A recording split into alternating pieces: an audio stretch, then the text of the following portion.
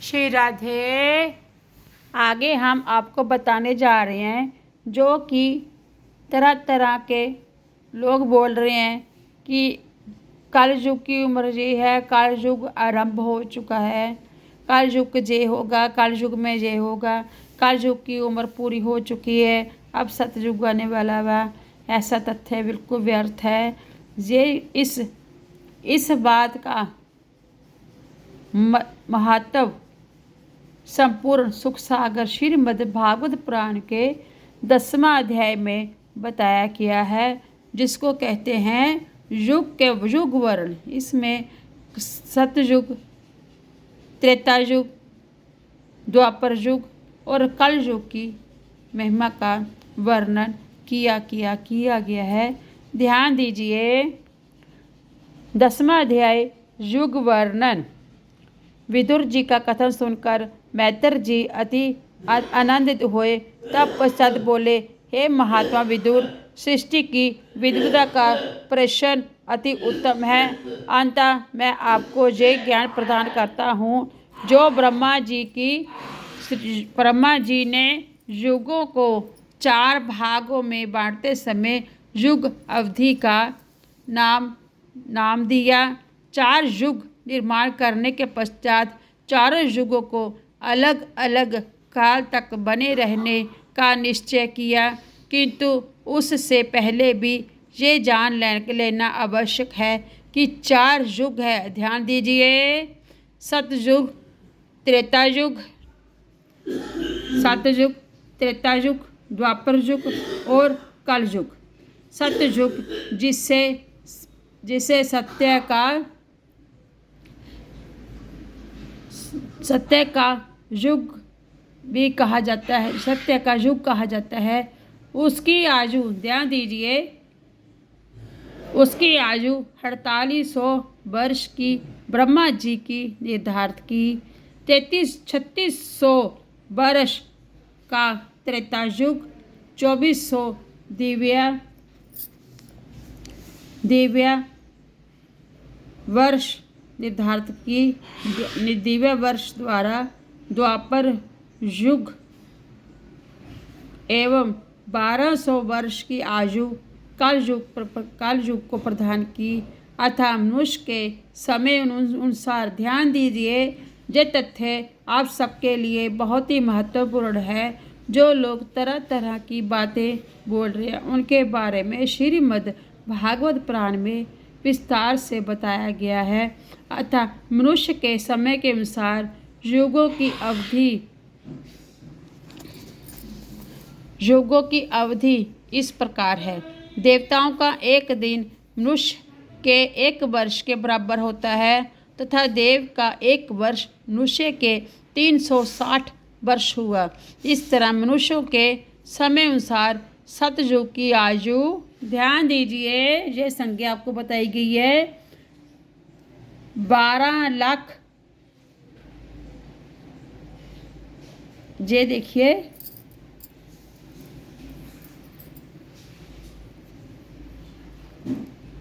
ध्यान दीजिए, सतयुग की आयु 17 करोड़ 2 लाख 8 हजार 70 लाख 88 हजार वर्ष की हुई है। 12 लाख 96 हजार वर्ष की आयु त्रेता युग की है। 8 लाख 64 हजार वर्ष द्वापर एवं 4 लाख 32 हजार वर्ष की आयु कल युग की है। हे विदुर जी, युग बदलने के साथ धर्म की गति भी बदलती है। ये देखिए, विस्तार से देखिए। 4 लाख 32 हजार वर्ष की आयु कल युग की है, जो कि हमारे भगवान श्री कृष्ण जी को वैकुंठ धाम पधारे हुए 5,500 साल ही हुए हैं। इतनी आयु है लोगों की बातों में ना आए। ये महाग्रंथ में लिखा गया है कि वर्ष की कल युग की आयु कितनी है। ध्यान दीजिए। श्री राधे।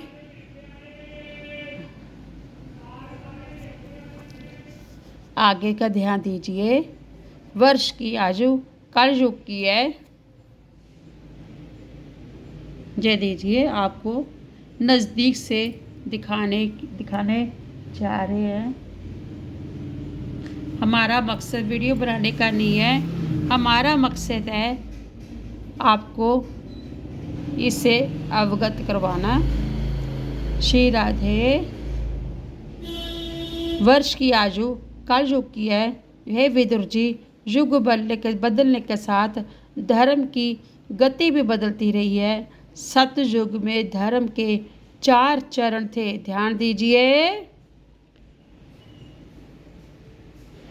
सतयुग में धर्म के 4 चरण थे। त्रेता में धर्म का एक पैर टूट गया, अर्थात तीनों पैर बने थे। द्वापर में 2 पैर और कल युग का आगमन होने पर धर्म का एक पैर बचा है, अर्थात 3 चरण टूट गए हैं। मृत्यु लोक से देवलोक तक काल के रूप अलग अलग हुआ करते हैं। मैत्र जी बोले, हे विदुर, प्राणी जगत से लेकर वन औषधियों तक ब्रह्मा जी का सूजन कर डाला। श्री राधे। पृथ्वी पर सजीव से लेकर निर्जीव तक का निर्माण किया, फिर भी उनके मन को शांति ना मिली। संसार का विस्तार करने हेतु भावना बल रही थी, चित्त अधीर हो रहा था। तब उन्हें सनातन एवं सनत कुमार की रचना की, जो श्री हरि का अंश लेकर प्रकट हुए। ध्यान दीजिए। ब्रह्मा जी ने इन चारों भाइयों को प्रजा का निर्माण करने की आज्ञा दी। ब्रह्मा जी की बातें सुनकर चारों भाइयों ने विचार किया कि पिताजी हमें प्रभु का भजन करने की आज्ञा ना देकर अन्य तरह के कार्य सिद्धि चाहते हैं। उन चारों भाइयों के मन में ज्ञान रूपी भावना का संचार हुआ, जो श्री हरि की प्रेरणा से, ध्यान दीजिए, प्रेरणा थी और प्रभु की प्रेरणा से ओतप्रोत मन ने ये निर्णय लिया कि जो माता पिता अथवा भाई प्रभु के ध्यान भजन में बाधक बने, उन्हें अपना नहीं समझना चाहिए। राधे। उन्हें अपना नहीं समझना चाहिए। हम प्रजा की रचना नहीं करेंगे। ये विचार कर वे चारों भाई हाथ जोड़कर ब्रह्मा जी के सन्मुख खड़े हुए और निवेदन करते हुए बोले, हे रचनाकर, हे पितामह, हम कभी काम, क्रोध, मद एवं लोभ के वशीभूत ना हो, कभी इंद्रिय सुख प्राप्त करने की अभिलाषा ना उत्पन्न हो, ना हम कभी तरुण अवस्था जवानी को प्राप्त हो और जीवन अर्थात बुढ़ापा भी न आए। हम चारों भाई सदैव 5 वर्ष की आयु का बने रहने की अभिलाषा करते हैं, अतः हम 5 वर्ष के बने रहने का वरदान प्राप्त, हमें 5 वर्ष का बने रहने का वरदान प्रदान करें। इसलिए कि इंद्रिय विषय भोग एवं सांसारिक मोह माया से दूर रहकर श्री नारायण के ध्यान का एवं भजन की अभिलाषा करते हैं। उनके वचन सुनकर ब्रह्मा जी ने मनवांछित वरदान दिया और कि तुम लोग सदा 5 वर्ष की आयु के बने रहोगे। ध्यान दीजिए। मेरा वरदान सिद्ध होगा, किंतु मेरी आज्ञा। श्री राधे। ध्यान दीजिए। श्री राधे। भजमन नारायण नारायण नारायण, श्रीमन नारायण नारायण नारायण भजम नारायण नारायण नारायण श्रीमन नारायण नारायण नारायण कृष्ण नारायण नारायण नारायण राधे नारायण नारायण नारायण रामा नारायण नारायण नारायण सीता नारायण नारायण नारायण लक्ष्मण नारायण नारायण नारायण शत्रु नारायण नारायण शत्रुघ्न नारायण नारायण नारायण भरत नारायण नारायण नारायण अयोध्या नारायण नारायण नारायण हनुमत नारायण नारायण नारायण भजम नारायण नारायण। ध्यान दीजिए, वरदान दे दिया कि तुम लोग सदा 5 वर्ष की आयु के बने रहोगे। मेरा वरदान सत्य होगा, किंतु मेरी आज्ञा अवज्ञा आदेश न मानकर अत्यंत ही अनुचित कार्य किया है। इतनी कथा कहने के पश्चात ब्रह्मा जी का हृदय क्रोध से भरा आया, समस्त शरीर अत्यधिक क्रोध से कांपयान होने लगा। किंतु प्रभु श्री हरि ने ब्रह्मा जी को एक रचनाकार के रूप में प्रकट किया, जिस कारण ब्रह्मा जी के क्रोध को से एक नई ज्योति की रचना हुई। ध्यान दीजिए, वह क्रोध रूपी ज्योति दोनों बाहों के बीच में सांवला रंग पुरुष के रूप में उत्पन्न हुई। उस पुरुष की आंखें रक्तांब थी एवं पैदा होते ही अति तेज स्वर रुदन में रोने लगा। उसके रुदन से ब्रह्मांड थरथरा उठा। तब ब्रह्मा जी ने पूछा, हे पुत्र, तुम रोते क्यों हो?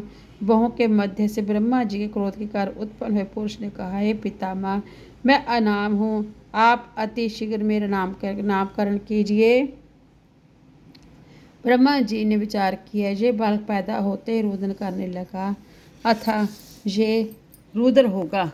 ध्यान दीजिए, ये रुद्र होगा। तब पश्चात नामकरण करते हुए ब्रह्मा जी बोले, हे बालक, तेरा अवतार रुद्र अवतार है। तू मेरी आज्ञा मानकर संसार में प्राणियों की रचना कर। बालक रुद्र ने ब्रह्मा के आदेश को शिरोधार्य किया। तब पश्चात ब्रह्मा जी पुनः बोले, हे बालक रुद्र, तुझे संसार में प्राणी जगत के लोग शिव, शंकर एवं महादेव आदि नामों से पुकारेंगे। अब जाकर मेरे आदेश का पालन कर। ये सुनकर रुद्र अवतार ने काम, लोभ एवं अहंकार से भर कर क्रोधी रूप धारण कर प्राणियों की रचना का कार्य आरंभ किया, जिससे भूत, प्रेत, राक्ष एवं पिशाच की रचना हुई। उस सृष्टि रचना से ब्रह्मा जी संतुष्ट न हुए, बल्कि मन और ज़्यादा शांत हो गया। तब वे भी रुद्र जी से बोले, ध्यान दीजिए, हे रुद्र अवतार, क्रोध के कारण तेरी उत्पत्ति हुई है। तुझ में तमोगुण का वास है। तेरे द्वारा प्रकट हुए प्राणी अधर्मी एवं पापी होंगे। इससे पृथ्वी पर भार बढ़ेगा। उचित यही होगा कि तू जाकर तपस्या कर और तब तक तपस्या कर जब तक तेरे भीतर समाया तमोगुण नष्ट न हो जाए। जब तेरे शरीर से सतोगुण प्रविष्ट हो जाएंगे, तब उस सात्विक गुण द्वारा प्रजा की रचना करना। पितामह के वचनों को मानकर रुद्र जी ने रचना बंद कर दी और तपस्या करने के लिए पर्वत पर चले गए। ये थी 4 युगों की महिमा। आशा करते हैं हमारी ये वीडियो